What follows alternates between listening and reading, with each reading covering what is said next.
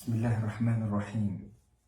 الحمد لله رب العالمين، والعاقبة للمتقين ولا عدوان إلا على الظالمين، وأشهد أن لا إله إلا الله وحده لا شريك له، وأشهد أن محمدا عبده ورسوله.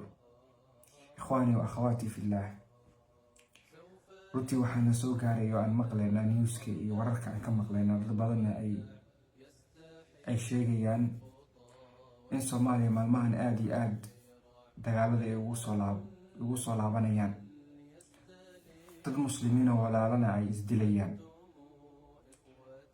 dagaaladaasoo runtii ku salaysan wax qabyaalad ah iyo casabiyo iyo wixii la mid ah. runtii arrimahaasi waa arrin na murug gelinayso, aadna looga xumaado. dadka walaalaha ee muslimiinta ee qarbiga iyo Mareykanka ee laga yaabo in ay qaraabo ay la yihiin ama maaragtay wax xiriir ay la leeyihiin ama calaaqo ay jirto, ama si guud ahaaneed muslimiinta Soomaaliyeed, waxaa laga doonayaa inay u duceeyaan. qof walba oo awood u leh in uu colaadda uu joojiyo waajib ay ku tahay.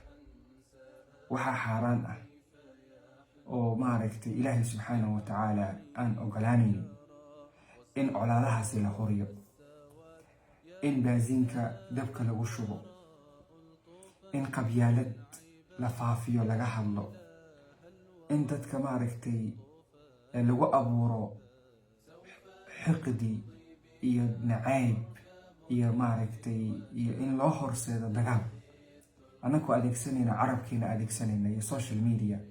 arrintaa waxaan u baahannahay haddaan aana dad ka baxsan oo goobta aan joogin inaan khayrka iyo wanaagga dadka aan ugu yeerno, aan uga digno dhig muslina inuu daato, sidaasoo kalena aan ugu duceyno Ilaahay subxaanahu wa tacaala inuu joojiyo.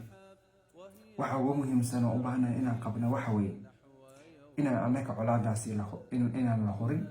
qof walbo caqli leh oo muslim ahne qayb uu ka qaato siduu colaadda u jooji lahaa, waa waajibna saaran weyn. walaalayaal, dhiig muslim oo la daadiyo ama qayb laga qaato in dhiig muslina uu daato, walow kalimad ah ku hadasho haddiiba keenta macda, kalimad ah ku hadasho hadday keento in qof muslim dhiigiisa uu daato, waxaweyaan qayb ayaad ka qaadanaysa, dembigana qayb baad ka qaadanaysa. ilaahina subxaanahu wa tacaala yowma alqiyaama wuu ku xisaabinaya. waxaad xasuusataa qowl allahi subxaanahu wa tacaala: waman yaqtul mu'minan mutacamidan fajazaؤuhu jahannamu khaalidan fiiha wagadiba allahu calayhi walacanah waacadda lahu cadaaban cadiima. u fiirso wuxuu ilaahay isdaba digay subxaanahu wa tacaala oo waciid iyo goodis ah. qof mu'mina qofkii dilaa, waman yaqtul mu'minan mutacamidan si ula kacna u dilaa, fajazaؤuhu jahannam, jazadiisa iyo abaalmarintiisa waxay noqonaysaa jahannam. intaa keliya maaha, khaalidan fiiha, jahannam waa ku waaraya, waa uu joogaya weligii, naartaas ayuu ku dhex jiraya. waqadiba allahu calayhi, ilahina waa u caroonaya subxaanahu wa tacaala, walacanahu, waa lacnadaya, walahu cadaabun cadiim, cadaab aad iyo aad u darano weynna qofkaasi waa ay sugaysaa. waciidkaas hanagu filnaado waano, waciidkaas iyo ilaahay hadalkiisa subxaanahu wa tacaala hanaga istaajiso inaan horino ama aan ka qayb qaadano ama maaragtay aan hadal aan ku biirino oo keenaya inuu dagaalka horo ama colaadda ay sii ziyaado. aayadda ilaahay subxaanahu wa tacaala waacid iyo waanaha noogu filnaato walaalayaal. waxa ugu horeeya ilaahay subxaanahu wa tacaala yowma alqiyaama uu dadka ku garqaadi doono waxaa ka mid ah oo kow noqonayo addimaa'u, dhiigaga la daadiyo. haddaad dhiig daadisay ama qayb aad ka qaadatay ama aada horisay, yowma alqiyaama markii la gaaro waxa ugu horeeya lagala xisaabtami doono waa dhiigga aad daadisay weyaan. ibliisna waxa uu ku farxo, waxa ugu farax badan yahay, ugu jecel badan yahay markii qof muslina, qof walaalkiisa muslina uu dilo. maalintii subaxdii marka uu soo kaco uu ciidankiisa uu diro, waxa uu ku leeyahay qof muslina baadiyay ha ii imaado, waxaweyaan tag ayaa madaxiisa u saarayaan. midaa baxayo, ciidankiisa waa wada baxayaan, adduunkan ay ku wada maaragtay ay wada galayaan, shaqo ay wada galayaan. mid walbana wuxuu rajeynayaa in taajkaasi madaxa loo saaro, ibliis madaxa u saaro. mida imaanaya ibliis uu imaanayo ciidanka ibliis ka mid ah, wuxuu leeyahay maanta waxaan soo sameeyey qof muslimaa soo baadiyey. oo maxaa soo samaysay, sida ku baadiyeys? waxaan dhahay waxa weeyaan waxaan ku qasbay oo aan gaarsiiyey inuu xaaskiisa u furo, guri ayaan kasoo kala diray. ibliis wuxuu leeyahay wax weyn maada soo qaban, halkaa fadhiiso. mid kale u imaanaya wuxuu leeyahay asigana waxaa maanta soo sameeyey qof ayaan soo baadiyey. oo maxaa sida kusoo baadiyeys? wuxuu leeyahay waxa weeyaan waalidkiisa ayuu wuxuu ku noqday caasi waalideyn. waalidkiisa ayuu caayaa, waalidkiisa ayuu aflagaadeeyaa, caasi waalideyn ayuu maaragtay ayaan kasoo dhigay. oo aan maaragtay sidaan hadal iyo aan ugu daba socday waxaan gaarsiiyey ilaa uu waalidkiisa caaq ku noqo. ibliis wuxuu leeyahay wax badan maadan soo qaban, ninkan waxaa dhici karta inuu haddana baari u noqo, sida kan kii horeba uu dhici karto inuu guursado. kani waxa weeyaan baari ayuu noqonayaa. wax weyn maadan soo qaban, fadhiiso. midaa tagayo soo laaban ciidankiisa ka mid ah, ibliis ayuu imaanaya wuxuu leeyahay maanta waxaan soo qabtay waxa weeyaan nin ayaan shirki ku dhex ridayo, ilaahay subxaana watacaala keyrkiisa ayuu caabuday. kadib intuu u yar wuxuu leeyahay anta adiga.